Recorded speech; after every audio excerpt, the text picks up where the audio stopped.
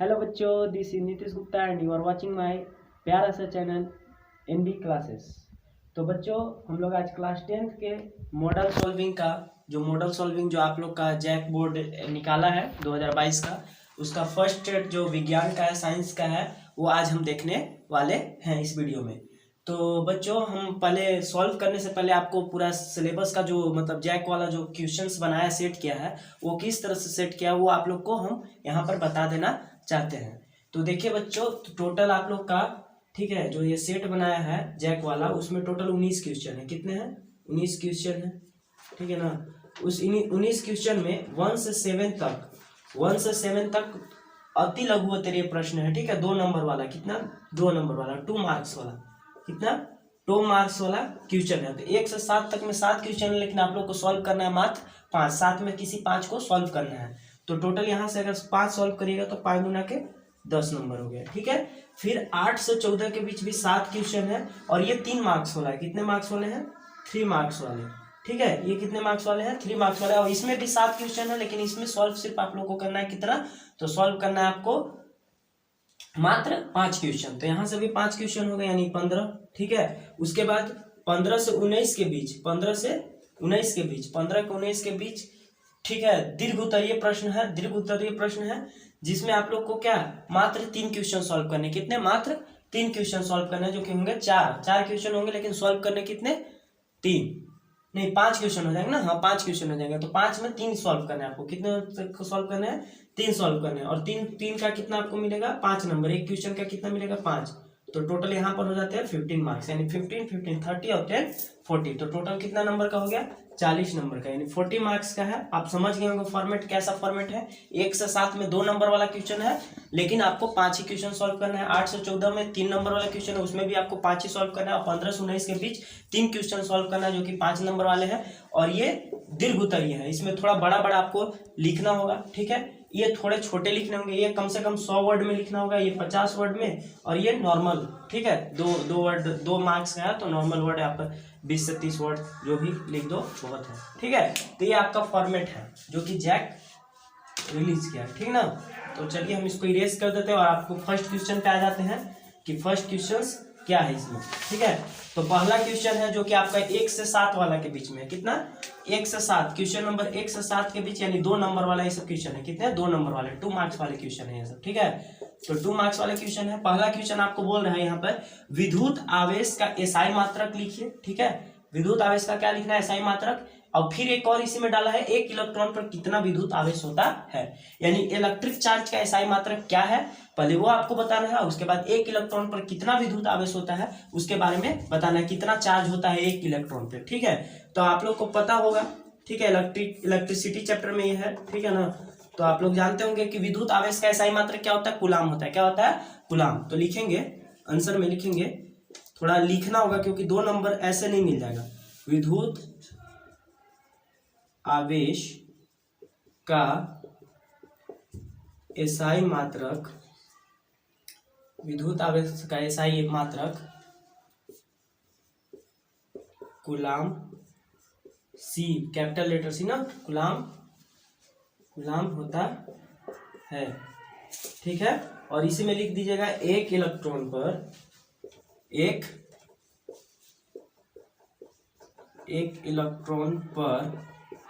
1.6 into 10⁻⁻19 coulomb कितना होता है? कूलाम चार्ज का एसआई यूनिट होता है। अभी आप ऊपर लिखे विद्युत आवेश का एसआई मात्रा क्या होता है? कूलाम होता है, ठीक है। पूछ रहा है कि 1 इलेक्ट्रॉन पे कितना चार्ज होता है, कितना आवेश होता है। तो 1.6 इंटू 10⁻⁻19 कूलाम चार्ज होता, 19 कूलाम विद्युत आवेश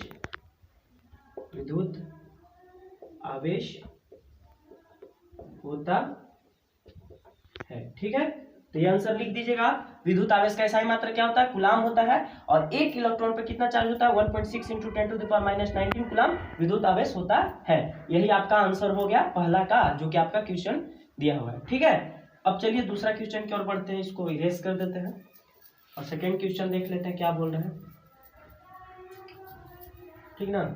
तो आपका सेकेंड क्वेश्चन बोल रहा है, वोल्ट मीटर, ठीक है। वोल्ट मीटर का प्रयोग कौन सी भौतिक राशि को मापने में की जाती है। कौन से फिजिकल क्वांटिटी को मापने में? वोल्ट मीटर, ठीक है, किसका? वोल्ट मीटर का प्रयोग किया जाता है। और इसी में एक और क्वेश्चन बोल रहा है, इस विद्युत परिपथ में, इसे विद्युत परिपथ में किस तरह से लगाया जाता है? जो विद्युत परिपथ दिया रहता है, ठीक है, आपको पता होगा श्रेणी क्रम या पार्श्व क्रम, ठीक है, समांतर क्रम या श्रेणी क्रम, तो उसमें किस प्रकार, कौन से क्रम में इसको संयोजित किया जाता है वोल्ट मीटर को, ये बताना है, ठीक है ना। तो इसका आंसर यहाँ पे लिख देते हैं, ठीक है। क्वेश्चन नंबर 2 का आंसर यहाँ पे लिखा हुआ है। क्या कर रहा है? वोल्ट मीटर का प्रयोग कौन सी भौतिक राशि को मापने में किया जाता है? तो कौन सा भौतिक राशि मापने में? तो विभवांतर को नापने में। पता होगा आपको कि विभवांतर को नापने में क्या किया जाता है? वोल्ट मीटर का प्रयोग किया जाता है। पोटेंशियल डिफरेंस इसको कहते हैं, ठीक है। जैसे 2 पॉइंट दे दिया है, ठीक है, 2 पॉइंट के बीच का जो डिफरेंस होता है, ठीक है, जैसे यहाँ पे दे दिया 4 वोल्ट, ये दे दिया 5 वोल्ट, तो ये दोनों के 5 वोल्ट माइनस 4 वोल्ट, तो इस पूरा जो इसका अंतर होगा, इसका अंतर कितना आएगा? 1 वोल्ट, ठीक है, लगभग 1 वोल्ट, तो एक लगभग होना 1 वोल्ट, ठीक है ना। तो ये मापने में किया जाता है किसका? वोल्ट मीटर का प्रयोग। तो यहाँ पे आंसर में क्या लिखेगा? वोल्ट मीटर का प्रयोग, वोल्ट मीटर का प्रयोग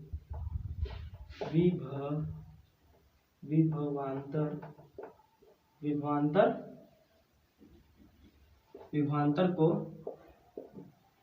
मापने में किया जाता है, ठीक है। तथा इसे में लिखिए, तथा इसे विद्युत परिपथ में,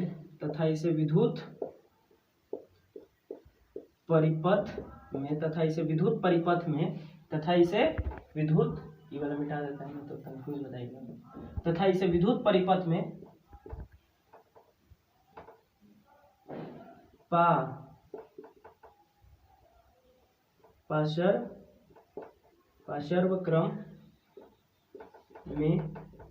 पार्श्व क्रम या समांतर क्रम जिसको कहते हैं, पार्श्व क्रम में संयोजित, ठीक है, संयोजित किया जाता है। लिख लीजिएगा, वोल्ट मीटर का प्रयोग किसमें? विभवांतर को मापने में किया जाता है, तथा इसे विद्युत परिपथ में पार्श्व क्रम में यानी समांतर क्रम में संयोजित किया जाता है। 2 क्रम पढ़े होंगे, ठीक है। एक होता है श्रेणी क्रम, जो कि ऐसे ऐसे बना दिए, फिर इसी में एक और ऐड कर दिए ऐसे, ठीक है, इसी में एक और ऐड कर दिए, तो ये श्रेणी क्रम हो गया। और पार्श्व क्रम क्या होता है? तो आप लोग को पता ही होगा, एक पॉइंट से ले लिए, अरे एक यहाँ से ऐसे ऐसे ऐसे, ठीक है, एक थोड़ा ऐसे ऐसे जाकर ऐसे, एक और एक इधर से, ठीक है। ये हो गया आपका पार्श्व क्रम। तो ये पार्श्व क्रम हो गया, श्रेणी क्रम। तो ये वोल्ट मीटर को किस क्रम में जोड़ते हैं? पार्श्व क्रम में जोड़ते हैं। यहाँ पे इस कोई अथी में लगा देंगे, और श्रेणी क्रम में एमीटर को जोड़ते हैं, जो कि विद्युत धारा को क्या करता है? मापता है। तो ये सब तो पता होगा, ठीक है ना। चलिए, एमीटर आपको पता है विद्युत धारा को मापने में किया जाता है, तो इसको इरेज कर देते हैं। आप लोग रोक कर और सारा आंसर लिख लीजिएगा, ठीक है। अब तीसरा क्वेश्चन देखते हैं। तीसरा क्वेश्चन क्या है? तीसरा क्वेश्चन आप लोग को बोल रहा है, एक ऐसी धातु का उदाहरण दीजिए जो कमरे के ताप पर द्रव अवस्था में पाया जाता है। क्या? एक ऐसा धातु का नाम बनाना है, मेटल का नाम बताना है। धातु चैप्टर से, केमिस्ट्री का चैप्टर से मेटल। एक ऐसे मेटल का नाम बताना है, ठीक है, जो कि कमरे के ताप यानी 25 डिग्री, कमरा का ताप कितना होता है? 25 डिग्री सेल्सियस। तो 25 डिग्री सेल्सियस पे किस अवस्था में, यानी कमरा में जब उसको रखोगे तो कैसा अवस्था में पाया जाएगा? द्रव अवस्था में, लिक्विड में। कैसा पाया जाएगा? लिक्विड में, ठीक है ना। तो लिक्विड के रूप में पाया जाएगा। कौन सा एक धातु है? तो उस धातु का नाम क्या है पता है आपको? पारा, ठीक है, आप लोग पढ़े होंगे मेटल और नॉन मेटल में, ठीक है। तो पारा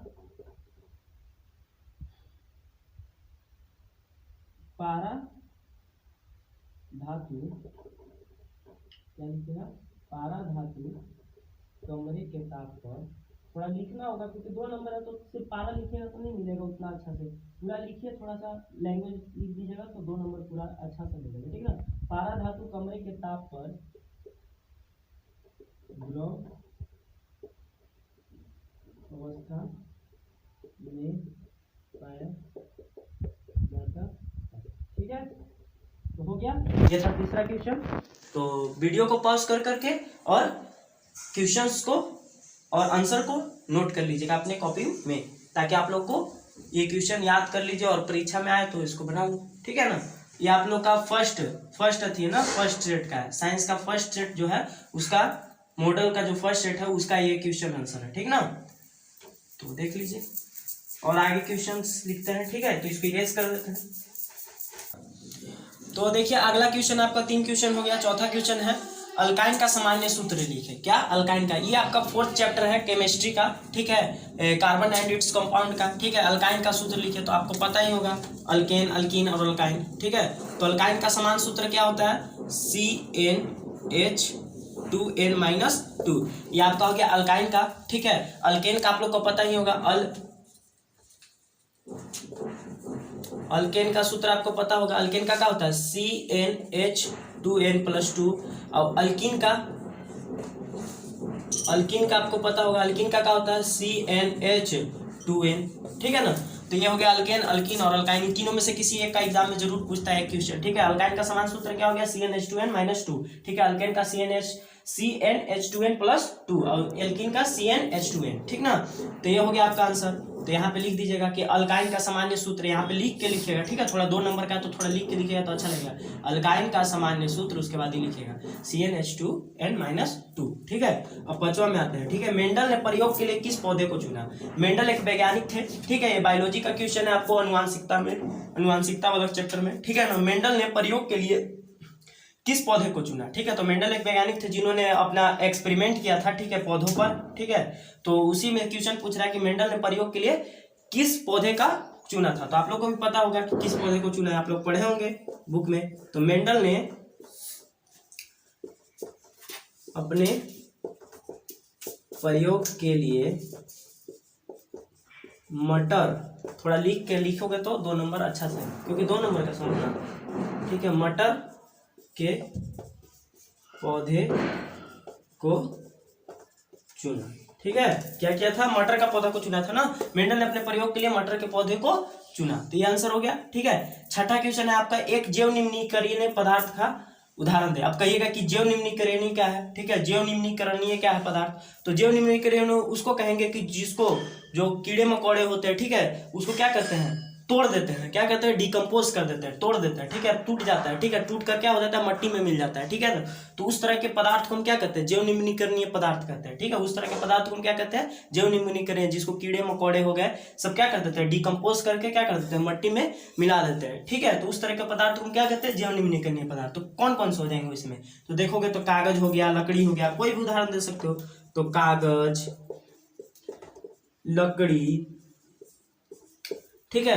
तो एक उदाहरण देने के लिए बोला तो हम 2 दे दिए, लकड़ी। तो ये सब जैव नवीनीकरणीय हो गया। और जो जैव नवीनीकरणीय नहीं होते वो, जैसे कि प्लास्टिक हो गया, प्लास्टिक गलता नहीं है, देखते हो मिट्टी में नहीं मिल पाता है क्योंकि उसको जल्दी से डिकम्पोज नहीं कर पाता कोई कीड़ा मकोड़ा, ये सब जल्दी से डिकम्पोज हो जाता है। कागज हो गया, लकड़ी हो गया। देखो अगर सड़ा हुआ लकड़ी देख रहे होगे तो सड़ कर और फिर से वापस मिट्टी ही बन जाता है, देखे होगे आप लोग, ठीक है। तो मिट्टी में मिल जाने वाला जैसा कीड़ा मकोड़ा उसको डिकम्पोज कर देता है। तो एक जैव नवीनीकरणीय पदार्थ को तो यहाँ पे दे दिए उदाहरण, ठीक है। 7वां क्वेश्चन आपका है जो लास्ट 1 से 7, पहला सेक्शन 1 से 7 ही था, ठीक है, जो कि 2 नंबर वाला था। कितना? 2 नंबर वाला था। और इसमें भी तुमको कितना सॉल्व करना था? 5 ही क्वेश्चन सॉल्व करना है। कितना? देखो कितना इजी आप लोग का सिलेबस दे दिया है। 7 क्वेश्चन है जिसमें 5 ही सॉल्व करना है, 2 नंबर का। तो 5 को ही उठा के जो आप सब आराम से सॉल्व कर सकते हैं। और सब तो इजी है, 7 बना सकते हो आप अगर चाहो तो, लेकिन 5 ही बनाना है, ठीक है। उत्पादक अपनी ऊर्जा के लिए किस पर निर्भर होते हैं? अभी आप बोलोगे उत्पादक क्या है?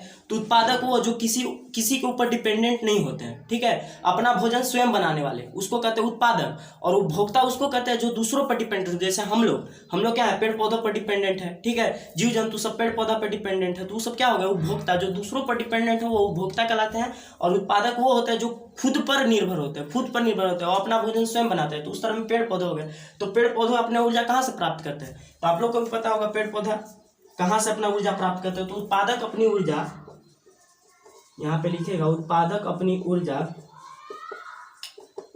ऊर्जा के लिए जल हो गया, ठीक है, सूर्य का प्रकाश हो गया,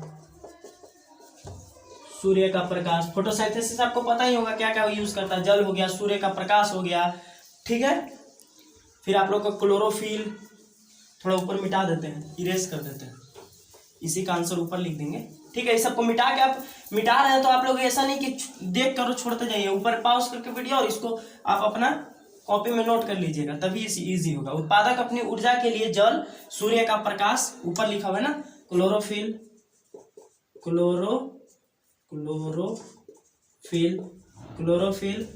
तथा तथा कार्बन डाइऑक्साइड